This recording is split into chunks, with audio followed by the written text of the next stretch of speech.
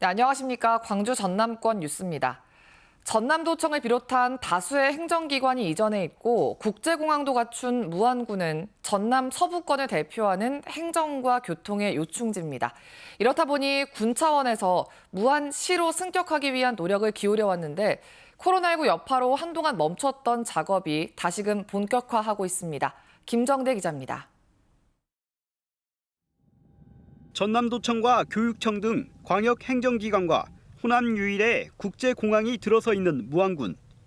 인구 9만을 넘겨 군 단위로는 전남에서 가장 많고 행정과 교통 요충지로서 잠재력을 갖췄습니다. 이 때문에 무안군은 행정구역상 무안시로 승격하기 위한 작업을 수년째 이어왔는데 최근 이를 본격화하기 위한 정책 토론회가 다시 열렸습니다.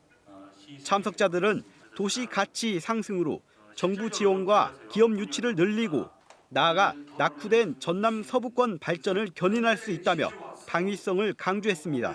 17개 광역시도 중에서 지금 현재 이 도청 소재지를 보았을 때 충남 홍선군과 전남 무안군만 군 단위 행정을 하고 있습니다. 행정기구도 확대되어지고 무엇보다도 기존의 군직에서 할 수 없었던 투자 유치라든지 지방자치법상 무안군이 시로 승격하려면 인구 5만 명 이상의 도시 형태를 갖춘 지역이 있어야 하는데 현재 남학이 있는 삼양읍 인구가 4만을 조금 넘기기는 하지만 여전히 기준에는 미달되는 실정입니다. 무안군은 도청 소재지도 시로 승격이 가능하도록 국회에 법 개정을 건의했지만 4년째 상임위 문턱에 머물러 있습니다. 법적 요건을 채우기 위해선 남학 인구 유입을 늘리는 게 가장 현실적이지만 도시개발 측면에서 거의 포화 상태라 극적인 확장은 쉽지 않습니다. 이에 무안군은 인근 일로읍에 오룡 신도시를 포함하는 행정구역 개편까지 고려하고 있습니다. 지금 오룡의 인구가 약 한 9천 명 정도 되는데요. 오룡에는 2025년부터 입주가 이제 시작이 됩니다. 그러면은 오룡과 남학을 합치면 5만이 넘는 그런 이제 도시가 될 걸로. 무안군은 도청 소재지를 포함하는 법 제정을 지속적으로 건의하는 한편 남학을 포함한 삼양읍 인구 5만 달성을 목표로 정주 여건 개선에 속도를 낼 계획입니다. KBS 뉴스 김정대입니다. 올해 말 활동이 끝나는 5.18 진상규명조사위원회가 상반기 단 한 건의 조사 결과만 진상규명 의결한 것으로 나타났습니다.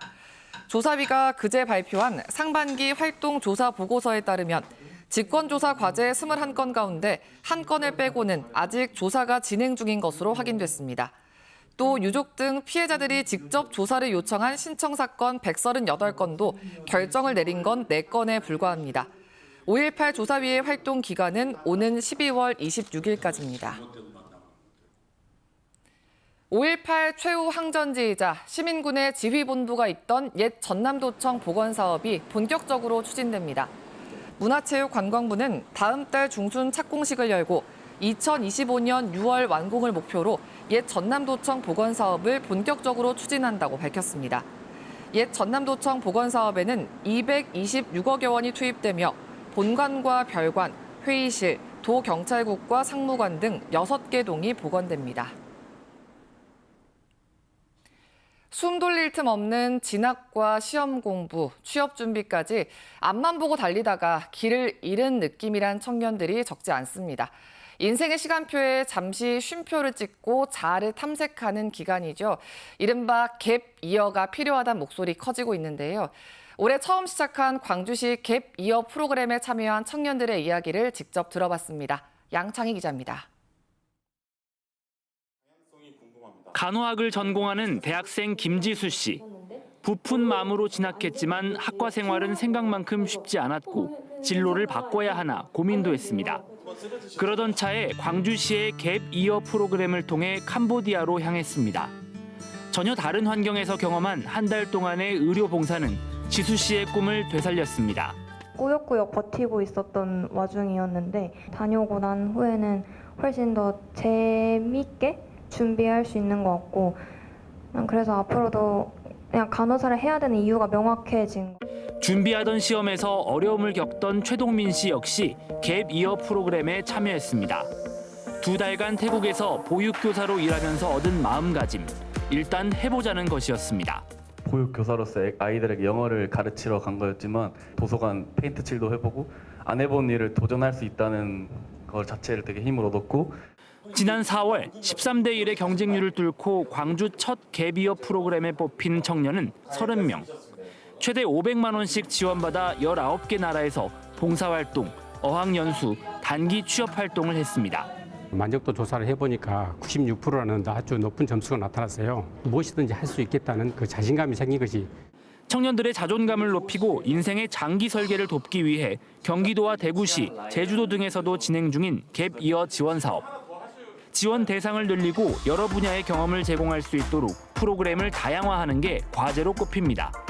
KBS 뉴스 양창입니다. 지난해 기준 1조 원 이상을 기록할 정도로 국내 미술 시장 규모가 커지고 있습니다. 이런 가운데 광주의 대표 아트페어인 아트광주 23이 개막했는데요. 국내외 갤러리로 외연을 크게 확장하고 유명 작가들의 명작들도 선보여서 시선을 끌고 있습니다. 하선아 기자가 소개합니다. 형태를 알 듯 말 듯 굵은 선과 절제된 색으로 표현된 추상화. 구상미술이 주류이던 1940년대 국내 추상미술의 선구자였던 전남 화순 출신 강용훈 화백의 작품들입니다. 주로 미술관에서 만날 수 있었던 강화백의 작품들이 처음으로 미술시장에 나왔습니다. 광주에서도 더 많이 작가님을 알리고 또 더 많은 사람들에게 사랑받을 수 있는 그런 작품으로 남았으면 좋겠습니다. 올해로 14회째를 맞는 아트광주 23은 역대 최대 규모로 국내외 갤러리 110여 곳이 참여합니다. 유명 작가들부터 개성 넘치는 신진 작가들의 작품들까지 다양하게 선보여 거래가 이뤄질 예정입니다. 국내 대표 인상주의 화가 오지호 화백의 작품과 데이비드 호크니, 무라카미 다카시의 팝아트 작품들까지 미술 애호가들이 소장하고 있는 명작들도 전시돼 시선을 사로잡습니다. 사고 싶은 작품들도 너무 많아가지고 시간 가는지도 모르고 사진도 계속 찍게 되고 내년에도 또 올 거고 또 내년이 기대가 돼요. 서울과 대구 등 다른 지역 아트페어가 참여하는 특별전이 마련되고 해외 갤러리 초청전도 진행됩니다. 미술시장 요걸 만드는 그걸 넘어서서 좀 뭔가 지역 미술계의 어떤 미술 생태계를 지원하는 그런 아트페어로 발돋움하고 있는 게 아트광주만의 특성입니다. 광주 아트페어가 지역 작가들에겐 새로운 기회를 제공하고 지역 미술품의 가치를 높이는 미술축제가 되고 있습니다. KBS 뉴스 하선아입니다. 국민의힘 전남도당이 구례군의 1조 원대 양수발전소 유치를 적극 지원하겠다고 밝혔습니다. 김화진 국민의힘 전남도당 위원장은 김순호 구례군수를 만나 구례군은 인근에 송전선로가 있어서 설치공사 최소화로 생태계 훼손과 민원을 줄일 수 있다는 장점이 있다며 이같이 말했습니다. 양수발전소는 전력 수요가 적은 시간대에 물을 끌어올려 전기를 만드는 시설로 정부는 유치를 원하는 지자체를 심사해서 오는 2035년까지 2~3군데에 설치할 계획입니다. 올해 추석 연휴 동안 전남 서남의 백길 이용객이 소폭 증가할 것으로 보입니다. 목포해수청은 올 추석 연휴가 엿새로 늘어나면서 서남해안 여객선 이용객이 지난해 추석에 비해 2% 증가한 15만 5천 명에 이를 것으로 전망했습니다. 특히 추석 다음 날인 30일에는 3만 1천여 명이 몰려서 가장 혼잡할 것으로 예상됩니다. 해수청은 오는 27일부터 일주일 동안 여객선을 평소보다 100회 이상 늘려서 운항할 계획입니다. 오늘 새벽 1시 30분쯤 광양시 광양읍의 한 아파트 지하 주차장에서 불이 났습니다. 이 불로 차량 여러 대와 주차장 내부가 탔고 3시간 만인 새벽 4시 30분쯤 진화됐습니다. 불이 거주 세대로 확산하진 않았지만 연기를 마신 주민 등 60명이 병원으로 이송된 것으로 파악됐습니다. 소방당국은 정확한 화재 원인과 피해 규모를 조사하고 있습니다. 광주에 추진되고 있는 인공지능 영재고의 설립의 근거를 마련하는 법률안이 국회 상임위원회를 통과했습니다. 국회 과학기술방송통신위원회는 어제 회의를 열고 광주과학기술원의 부설기관으로 과학영재고를 둘 수 있는 내용의 광주과학기술원법 일부 개정 법률안을 통과시켰습니다.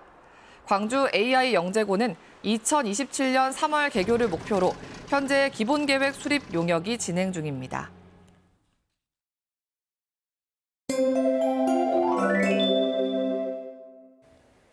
오늘부터 일교차가 크게 벌어지겠습니다. 어젯밤부터 기온이 떨어지기 시작해서 오늘은 광주의 아침 기온 17도로 어제보다 3, 4도가량 낮습니다. 다만 낮 기온은 어제보다 5도가량이나 쑥 오르면서 일교차가 10도 이상 벌어지는 곳들 많겠습니다. 옷차림에 유의하셔야겠습니다. 오늘 대체로 흐리다가 낮부터 차차 맑아지겠고요. 오전까지는 짙은 안개가 끼는 곳들 있겠습니다. 주말 동안에도 대체로 맑겠고요. 기온은 오늘과 비슷하겠습니다. 아침 기온 17도, 한낮 기온 28도 안팎으로 아침에는 선선하고요. 낮 동안에는 다소 덥겠습니다.